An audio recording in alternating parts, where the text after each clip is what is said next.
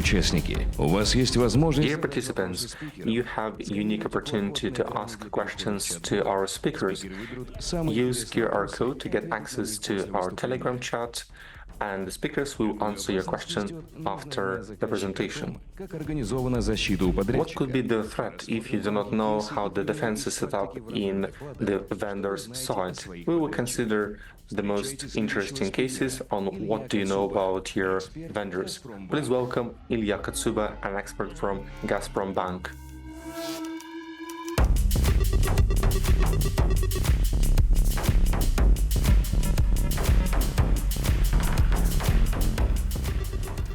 Всем привет. Привет, лужники. Никогда не Good afternoon. выступать как Hello, Luzhniki. Ну, здорово. I never believed that I will be able to talk at Luzhniki Stadium. So, what do you know about your vendors, about your contractors and subcontractors? Probably everyone already heard about hackers, somebody lose their money, people suffer, and those who did not have this kind of incidents, maybe you heard about this, maybe you read about this in different reports, and you increased your expertise. But have you ever thought yourself about potential danger that might be lurking within your colleagues? Because obviously we can consider a subcontractor as colleagues, that they provide you some kind of services, especially when we're talking about the internet. So a few words about myself. Before this presentation, I was able to manage different things. I started with the Staxent incident, and I get hands-on experience, and I was very impressed and motivated to develop more in the applied information security sector. I also worked with OSINT, cyber intelligence, before it became mainstream. I was looking for different sources and vulnerabilities, potential vulnerabilities, just to prevent them. We worked as a team. I worked as a pen tester, and now I work more as a manager. I also do some hardware work on some processes, which you can see here on the slide, but that's the general information. So, regarding the contractors and subcontractors, as hackers from Lazarus Group would say, obviously this is a joke, but in a joke, we have a grain of truth. And here you can see one of the most famous and scandalous cases regarding the potential attacks, including the supply chain attacks. And in this presentation, I will tell you what else can be done and how they can attack supply chains with the participation of contractors. They could be absolutely different companies that we interact with during our activity and different business processes. To begin, let's refer to Gartner, and many speakers mentioned Gartner before. They have different research and provide reports on different things many people don't think about. They already thought about contractors. Well, we have reasons to think about it. A few years ago, in 2022, Gartner declared that external attack solutions are a trend for the next 5 to 10 years, because the main attacks and the main entry points are exploited through the problems on the external perimeter. It's not just vulnerabilities. These are also shadow assets, and the company might not know about this. Well, this is a different story about the inventorization. You can find this online. But still, this is the point number one. In 2023, Gartner issued a recommendation to adapt information security from the incidents that might appear in general in the company that has to protect itself from them, to have some kind of regular simulation attacks, regular pen tests 24/7. There are even solutions to automate pen tests, especially important for those who do not have enough experts in their staff, especially currently when there is a high demand for information security specialists. And in 2024, we can see that there are many new interesting trends to, like attacks, AI attacks, даже кто не связан с Probably everyone, even those who are not connected to IT or InfoSec, you heard or read different news that AI is very active in using for scams, different Telegram bots and scams, voice-generated messages. Oh, that is a trend, and it will only get more and more. And you have to take it into account when you plan to set up your digital defense. In 2024, Gartner recommends, especially for major companies, not to focus on to control all their contractors and subcontractors and pen test them and try to manage those vulnerabilities, but first to have some critical mass of the most closed, of the closest contractors and test those companies just to decrease the risk of being compromised both for the customer and for the contractor. While interacting with them, they would have custom playbook for each of those companies and in a sense maybe use their power, use their authority just to be able to refuse from the services of a contractor, at least during the incident, because the chain of attack might be very, very long and it might affect other companies too. What do you think? Is this relevant for Russia? Let's try and answer this question together. During my presentation, of course.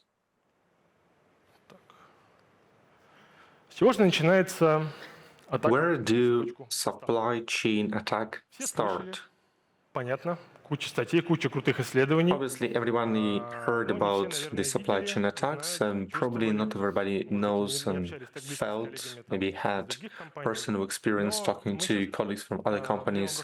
Still, I would like to share a few examples that serve as an entry point for supply chain attacks and that are not connected with software. And first, I would like to start with the basic things. And this is access to the infrastructure.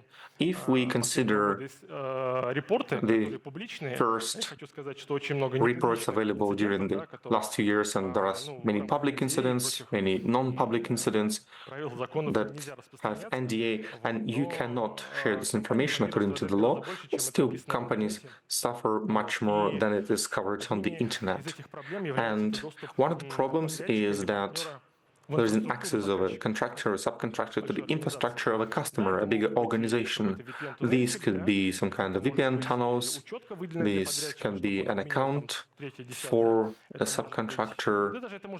This even can be a daughter company that have their own accounts in 2 different companies. This could be an access to a network just to implement or maybe substitute different systems in hardware or software. These also can be services and software used by a contractor. Just a few basic things. When we're talking about accounts, then, for example, it can be an account for a contractor. Those could be different processes, just to replace foreign technologies, to use domestic technologies. And this kind of account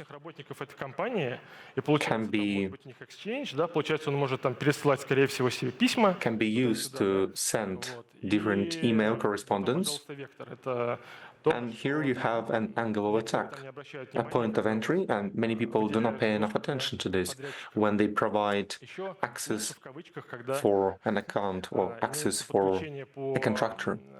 Another point is when you have this remote control, different ways to control working stations remotely. And obviously, malicious users could compromise this working station and get access to sensitive information. And it's much easier when there is a physical access to those machines. A vendor would come to the service, come to the premise, they would want to update the current system. They put in their USB stick where it's not specified anywhere, and they can use VPN, they can use different channels for the interaction of different systems, and without any monitoring of network activity, which is basically a gray area where hackers try to compromise a contractor. They get into this tunnel, they use the subcontractor, but the customer cannot track anything what happens inside or behind this tunnel. So case number one, physical access to the infrastructure. Now we are in the time of replacing foreign software with domestic software. And obviously it will be great when some kind of engineer arrives for them not to have this easy access and just stick their USB in the hardware so that they will not infect this with potential malware. This is what you can see on the screen. And a customer might say, or a subcontractor might say that it works, understand, we just need to download a few dependencies from GitHub. Obviously, we have to do it very fast because deadlines are close. And customer would say, well, we need to double check, we need to approve this, we need to see the updates. And even if at this stage there is some anarchy, you already can infect the system and it will make the malicious users work much easier. Well, maybe the subcontractor was already hacked before. Maybe all the engineers and their computers were already infected with malware and they just wait for the right moment. Next point is regarding accounts. They have dedicated accounts for contractors and subcontractors. This happens. It was described in the media too. But sometimes those accounts might have the same privileges just like the internal employees and access to the internal information, sensitive information. They can't be controlled, they can use different IP addresses. And it's good if VPN attempts are blocked or maybe some foreign IP addresses are blocked. But in some cases, there is no monitoring at all. You can connect daily or nightly. And if contractors have multiple projects and they share their accounts, which were dedicated for them, and they share those accounts so that those people would do work for them, now you have this problem. You cannot really track who gets this access to the sensitive information. It's very bad when this happens. Next point, VPN. There are some services provided by contractors when they provide administrative work for different defensive measures, security measures, even some kind of remote setting, depending on the risks of the company. And they provide remote access for subcontractors and for contractors, but also the lack of monitoring. The problem here is with the lack of monitoring. If this VPN gets access to some workstation that has keys on the desktop or some kind of file that can be used, they get access to other workstations. Obviously, it doesn't end well. You can read the stories online, those reports, and all of them are pretty bad in terms of information security, and many companies suffer from it. In this regard, obviously, there should be some kind of monitoring, controlling the USB sticks and controlling the internal and external connections. And obviously, the external perimeter is point number one. Even Gartner reported that there are certain solutions for the next 5 to 10 years.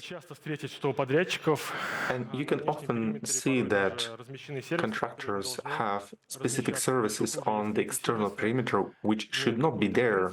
And even worse, if those services could have RC that's updated more often compared to the patches that cover their vulnerabilities. It's actually a very, very bad trend. And obviously not all the companies are rich enough to cover those vulnerabilities, and this becomes a problem when they don't have to check the external resources where you can see a failed, not patched working stations. But when you you don't even have enough people to monitor the whole situation, this could end up very poorly when you need experts to maybe remove the working station from the external perimeter. And we have this kind of cases in Russia, a number of public vulnerabilities and public exploits, and they were used to hack a number of contractors, replacing foreign technologies. Obviously, this is the cornerstone, and this is a problem too. The problem that many foreign vendors left Russia in a very short amount of time, and they stopped providing updates for video conference communication, and many companies had to create their own domestic solutions. And maybe those solutions are not mature enough. Maybe they don't have all the necessary teams, security team, application team, DevSecOps team, pen test team, and they might lack bug bounty programs. As a result, even mediocre hackers could find a real vulnerability and exploit it. And even worse, if some recommendations are not followed, like for example, you need to have communication in certain area, maybe in external hosting, it can become a part of internal, and then you can easily hack the system. Имеет смысл посмотреть вообще в целом, сколько заведено. In this sense, it makes sense to see how many BDUs are there assigned for them, vulnerabilities found, if they participate in bug bounty programs. That's also a bonus, because if it's part of a bug bounty program, it means they have a budget for that. So in this case, the low-hanging fruits come actually much higher for the hacker. So, okay, who's to blame? What to do? Whether the supplier is to blame because they have vulnerabilities that can be used to get to the customer, or is it a general problem? How to build this whole process, organize this whole process of supplier safety, not shooting yourself in the foot at the same time. So let me now share a few ideas how it can be organized and how these trends can be developed, extending to other countries based on what Gartner is recommending. Everything is quite serious. Because attacks keep coming, and I'm sure a lot of you have read different reports, or at least Telegram channels. People are trying to hack using subsidiaries or software companies that supplies some bespoke software, for instance, for a specific company, which doesn't have any code security measures in place, or a government organization. Analysis has shown that a government organization can be hacked into, and malicious software can therefore be then distributed among all the citizens of the country. All sorts of companies can become sources of threat. So depending on the size of the company, these could be auditing companies. In the banking world, it could be PCI and SWIFT. Auditors may arrive with their laptops and try to poke into systems. You can actually write a separate policy banning auditor companies to use their own hardware to run auditor tests. So companies trying to offer some products or involved in the one-off contracts. Actually, there's a whole list, and a very long list of possible sources of a threat. Это поставщики ПО и внешние разработчики. В данном случае All of them being brought together by the fact that you're offering them direct access to your infrastructure. And by the way, software vendors are also a threat. We haven't focused on them. But we know we're aware of a lot of cases where updating some software can open backdoors. Wrongdoers can get into the internal infrastructure, so then they can find some proxies and start taking out classified information, including information about customers, suppliers.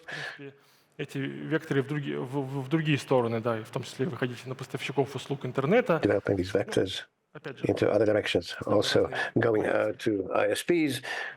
And I mean, there are lots of different ways of doing that. And as we've said, the reasons can be, in the first place, in that the companies offering you some services do not care about security enough. There are cases in the Russian market if a company is offering some InfoSec services, but at the same time, it itself has problems there. There have been incidents in other countries, including with the involvement of companies who did pen testing. For instance, laziness is universal. Pen testers did not reinstall software on their laptops, and then they were going around their customers, infecting them with malware. So there may be a lot of reasons. So where to start? How you can try and build a process? Well, most probably for a larger enterprise, less probability for a smaller company, but nevertheless to be able to persuade the customer so that you offer them security analysis. So just like follows from Gartner recommendations, you need to formulate the level of protectedness. So, will you be interested in internal threats, or will you limit yourselves with external threats? So, whether you do it internally or you look for experts outside. There are cases where large companies have not only their own SOC, but also a powerful red team that can train the purple team SOC. So to start the verification, report the results to the supplier, and then keep going. It sounds simple, but as you understand, it's not so easy to start pen testing your suppliers. The whole story is not very popular in this country because it immediately sticks into problems. Their environment, others people won't want to remove the vulnerabilities. There may be all sorts of problems, firstly, because the level of trust may be different, but let's go in the right order.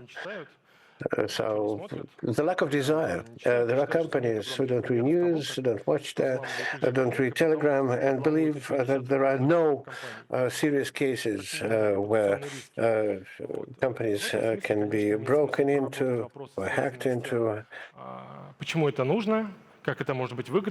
then the information gathering. This process can be used to hack their partners.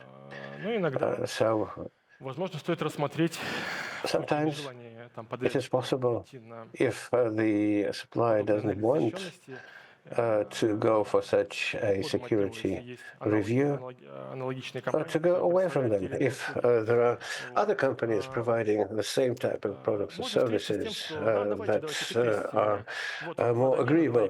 Or you can encounter a situation Допустим, их пропентестил, он что, все у них нормально, но непонятно, что они делают с этими where they would say, okay, come and pen test me. So you've pen test. So they offer you two blank IP addresses, you pen test them, and it looks fine. But you don't know what to do. So you start OSINT, and they have a whole subnetwork and a dozen domains under it. And then, of course, you can come back to them and say, hey guys, why you're not open with us, trying it тем самым выявлять, есть ли там те или иные уязвимости, to expand the scope and open more checks. And in this way, to identify the vulnerabilities or low-hanging fruit that the wrongdoers can be attracted to. And naturally, suppliers also have a normal fear that the testers would steal information from them, commercial valuable. So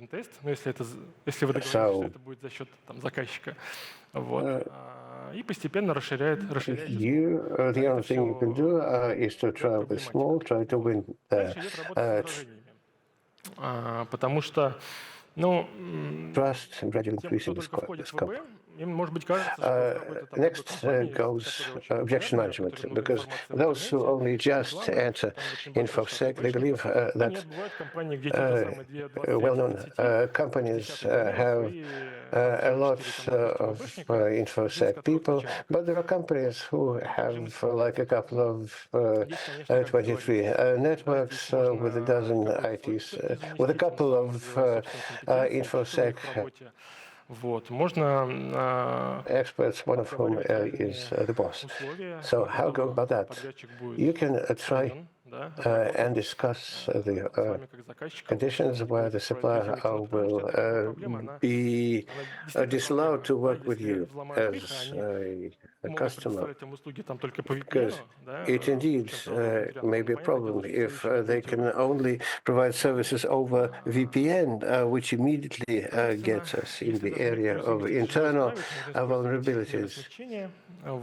If some vulnerabilities are difficult to fix, some mitigation measures can be taken, also an option.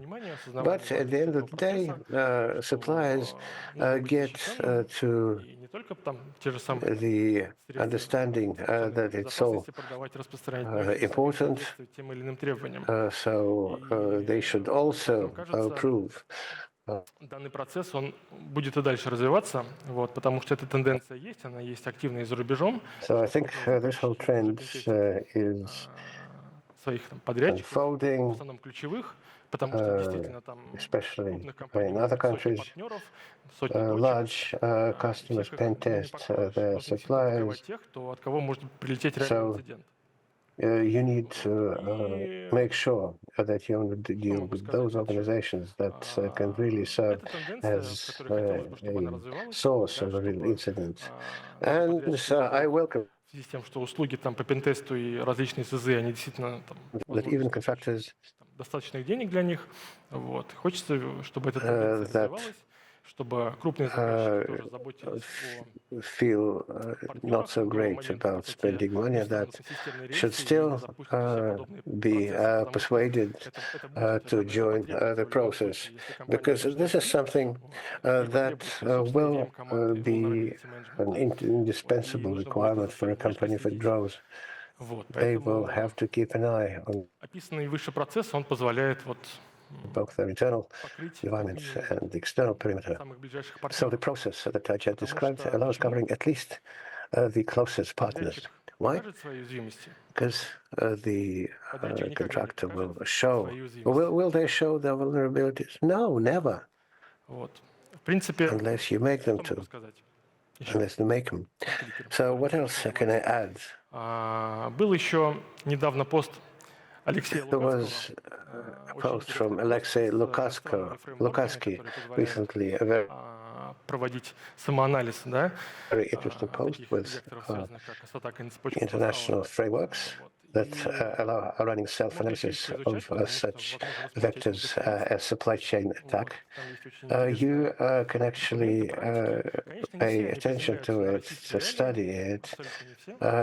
It includes a lot of practices. Not all of them По собственному match опыту скажу, the Russian что realities, but from my own многим experience, российским компаниям, let me say которые that a lot of непосредственно с Russian либо не связаны, об companies этом стоит задуматься. that are not Вот. directly Потому что related времени to у меня, InfoSec ну, его уже не осталось. should really start Часы 12 бьют, и угроза будет только thinking about that усиливаться. because the time is really running up. There's no time left, И во время импортных and смещений, the когда threats are only going to grow. And during the import substitution process, where part of the substituting software is not yet at the mature secure development level, which makes it especially important. So I've tried to give you a glimpse into how to address your interaction with suppliers and contractors to ensure safety across the board. I understand we have a few minutes for questions. If you have them, I'll be happy to take them.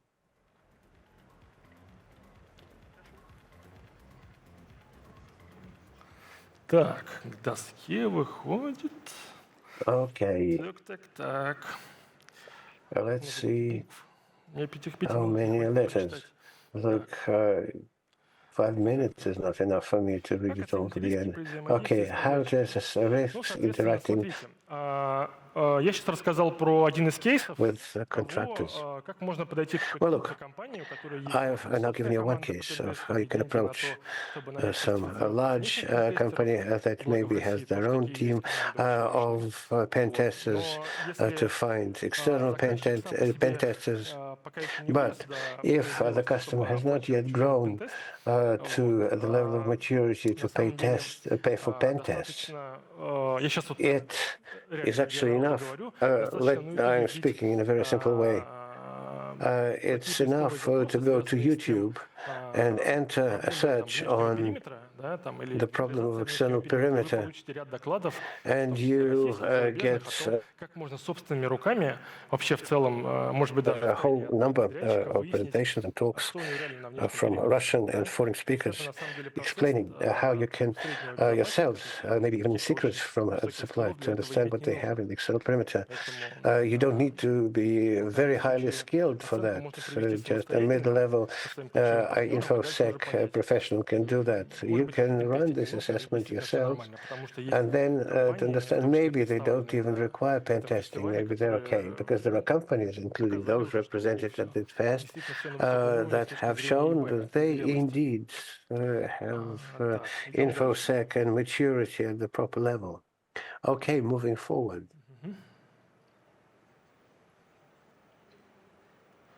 Так, сейчас здесь просто очень много букв, и в Google Just there are so many letters here. Обыватели и частный бизнес понимают, что никому нельзя доверять. Lay people and private business understand that you can't trust anyone. How about the government sector? Do they understand that their contractors are a threat? Well, actually, it's a good question for a separate discussion. I won't be able to speak for the government Ну, может быть, еще, там, не знаю, пару инцидентов случится, каких-то sector, but not everything is moving in the direction будет думать о том, that maybe a couple more large incidents happen, and then the government, the state, will start really thinking about how to build this secure interaction between the government and large organizations offering services. Because yes, you can't trust, but winning the trust through the process, like the one I just described earlier, it can be done. на один вопрос, наверное, останется время. Yes, and I think we have time for one more question. Стоит ли компании делать все для себя самостоятельно? Is it worth it for the company to do everything themselves, or this kind of IT isolation is impossible? Well, this depends on the business area. But if you're so lucky, and if среднескиллованную или ребят, которые очень хорошо you're able развиваются, to hire at least a few people in InfoSec. вашей компании Mid-level skilled guys. On the whole, they can cover vulnerability process, even using open source tools, and the inventory management for the external perimeter, replacing third-party solutions. And these same guys can also inform the management of a risk that may be entailed with one supplier compared to the other. Well, actually, professionals can easily see who is likely to present problems based on what they have in the external perimeter.